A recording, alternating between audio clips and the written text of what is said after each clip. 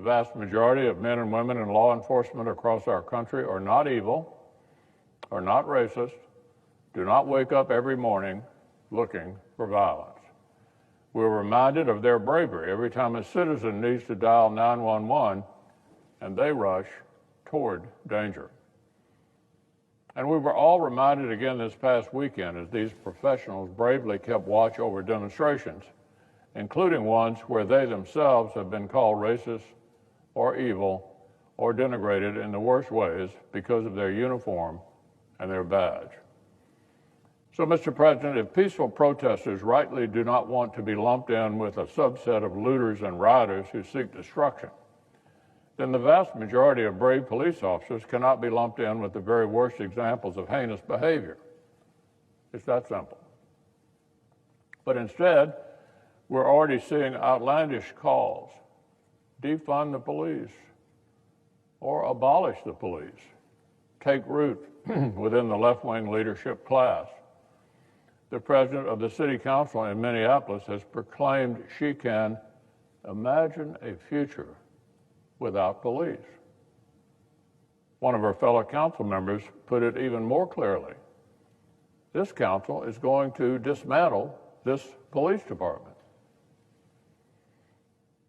To be clear, what this effort is about, one of the local groups informing this push in Minnesota has literally stated that arts programs and mental health resources will be more effective at stopping crime than armed cops. Instead of, quote, dangers armed with guns, they say other professionals like social workers should be the ones to, quote, respond to crises in our community. I'm all for social work and mental health, but call me old-fashioned. I think you may actually want a police officer to stop a criminal and arrest him before we try to work through his feelings. Well, even if some left-wing leaders fall for this nonsense, I have a feeling the American people are too smart for that. They know that what happened to George Floyd is totally abhorrent. They also know that riots and looting are unacceptable.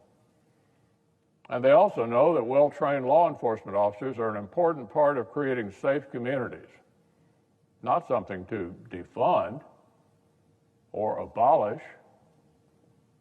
So I'm proud that Americans across the country can protest in safety and peace. I'm proud that their neighbors continue to answer the call to protect and to serve. And I'm hopeful that with unity and mutual respect, we can continue this important national discussion to ensure justice and equal protection under the law. We will make America great again.